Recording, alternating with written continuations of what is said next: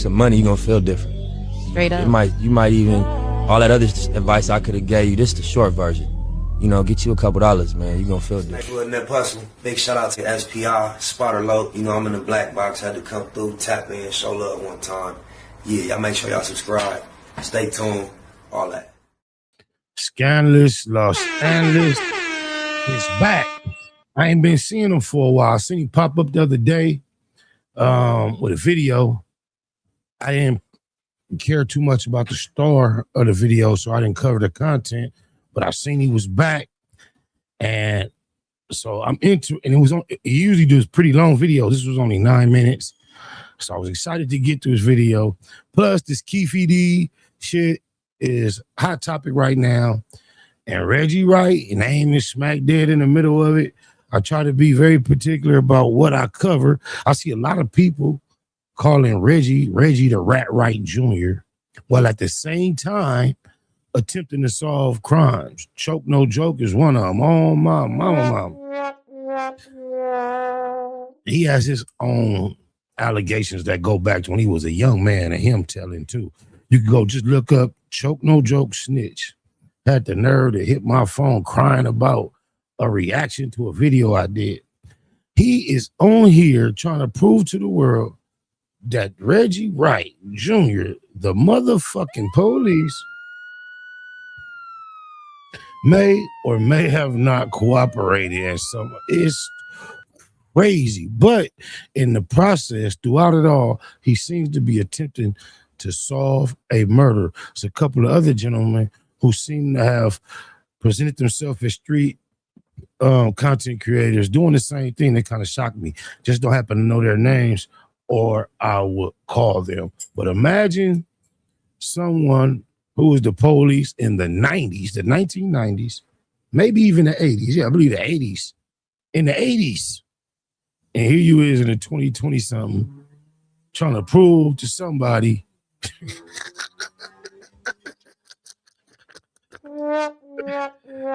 these motherfuckers is crazy. But we finna check it out though. My mama, Scandalous Los Angeles. I ain't gonna lie, Reggie. You did fuck up, bro. Like on Miss Society, you know you done fucked up, don't you?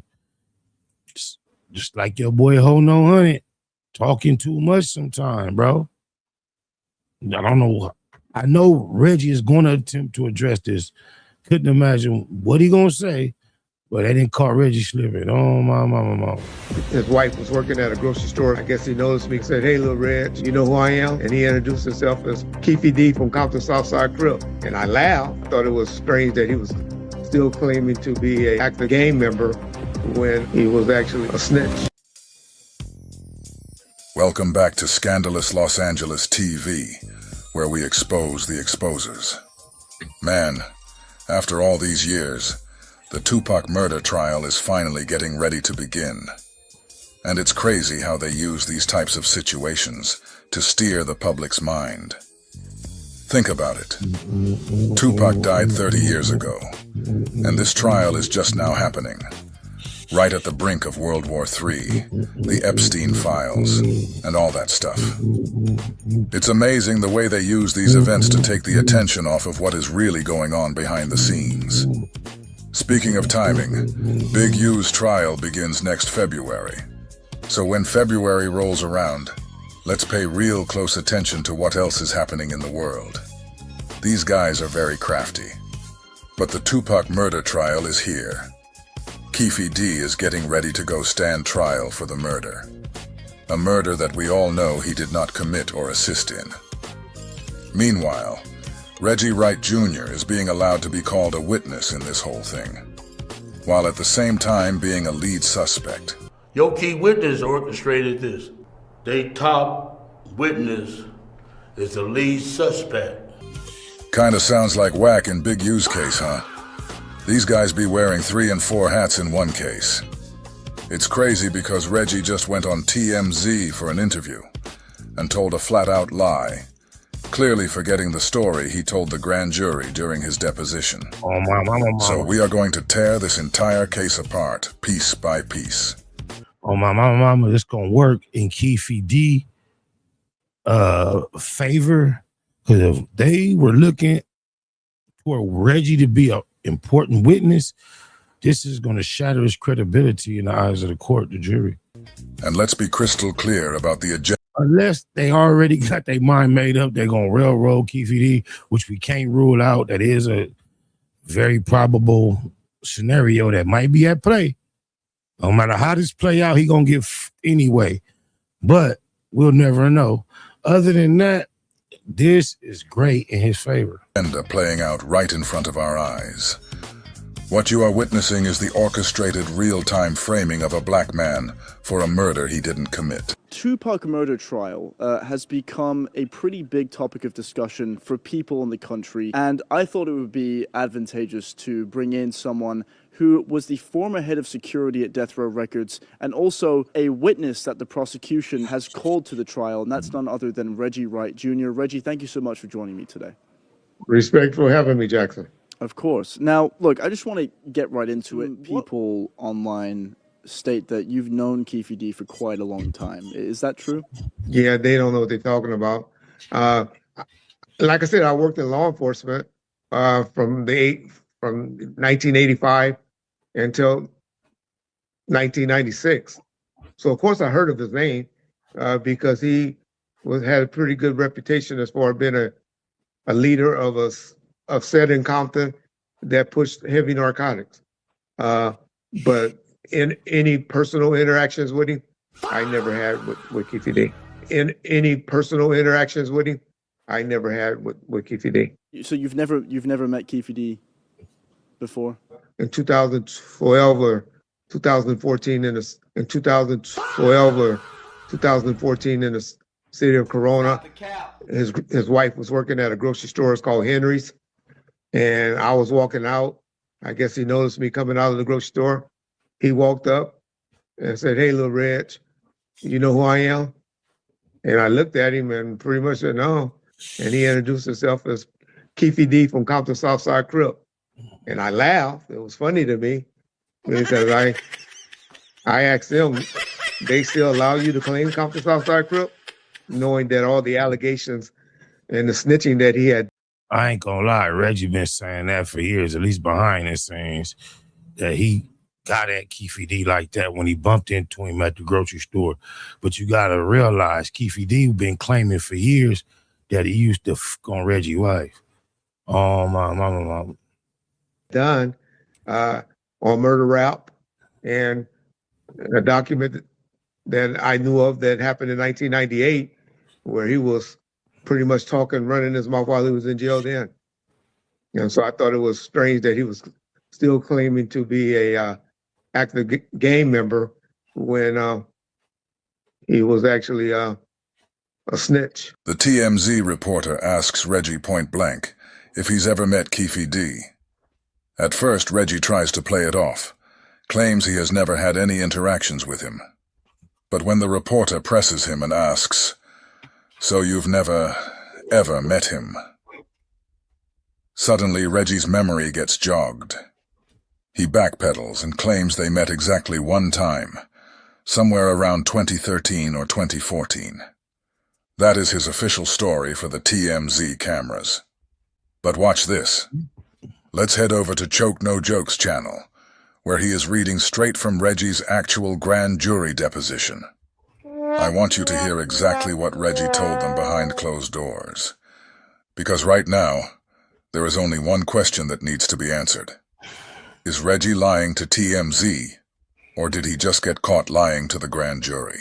And by they, you mean the members of the Pyrus who were showing up or planning on showing up at the Soul Train Awards?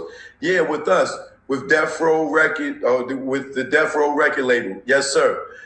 And so I knew the head of security at the Shrine, and I tipped him off, rat bastard, right? I tipped him off to what was about to happen and to only allow a limited amount of people in which they did. And so who was allowed in through the artist interest or the back interest?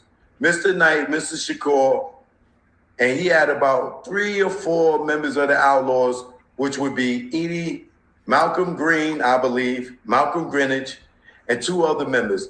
and there was a singing artist by the name of Danny Boy. They were in the Hummer, Mr. Knight. They were in the Hummer with Mr. Knight. Myself and Frank Alexander, which was Mr. Shakur's primary security, was trailing behind them, and I was riding in the passenger seat of Mr. Alexander's vehicle. I'm going to fast forward in this event a little bit. At some point, there was a confrontation between Death Row and Bad Boy Records, right? During or backstage of the show. Yes, sir. So what happened was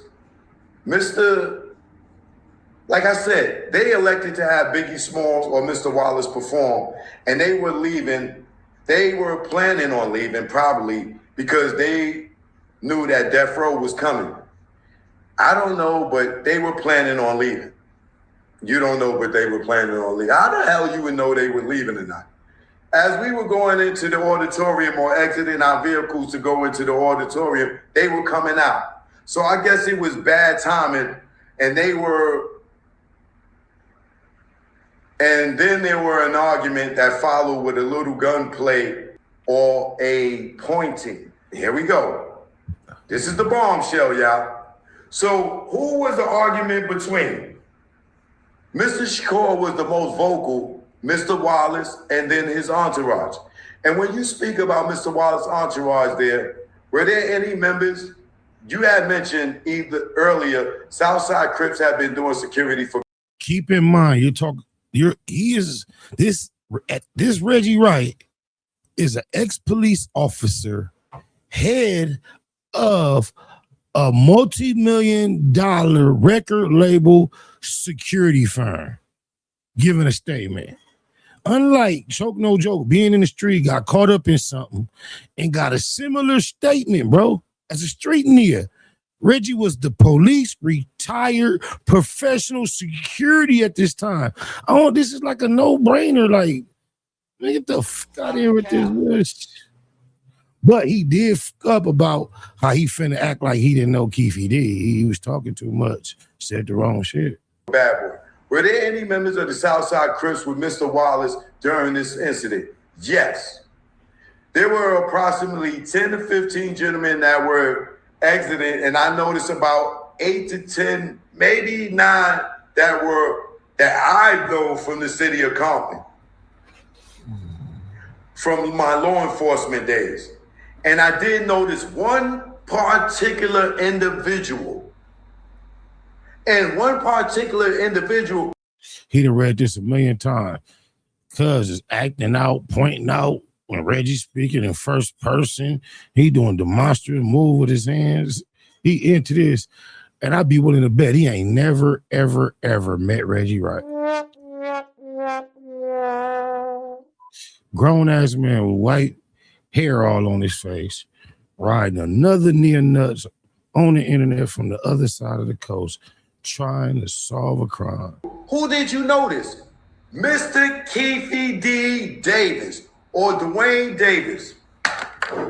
So Reggie tells TMZ that sometime around 2012 or 2014, he bumps into Kefe D at a grocery store. According to Reggie, Kefe D calls out to him saying, "Little Reggie, do you know who I am?" And Reggie claims he looked at him and had absolutely no idea who the man was. Okay, let's pause right there. If Reggie didn't know who Kefe D was in 2012 or 2014, how exactly did he know who he was during that gunpoint incident after the award show back in 1995/96? You know, the exact same incident he was detailing to the grand jury. This is exactly why we are saying there is a massive lie somewhere in here. Okay, all right, I get what you're saying now, I get it. You go on TMZ and swear up and down you didn't know the man at the grocery store. You claim he knew you, but you didn't know him. But somehow, according to Reggie's testimony to the grand jury, back at that award show, out of all the Southside Crips standing there, he magically knew who one of them was. And it just so happened to be Kefe D. These guys are just going to keep talking themselves right into their own traps. Oh, my mama, yeah, Reggie, you know you done fucked up, don't you? But in the process, that's gonna help Kefe D. Oh, my mama. Get you some money, you're gonna feel different. Straight up. You might even, all that other advice I could have gave you, this the short version. You know, get you a couple dollars, man, you're gonna feel different. Big shout out to SPI, Spotter Low. You know, I'm in the black box, had to come through, tap in, show love one time. Yeah, y'all make sure y'all subscribe, stay tuned, all that.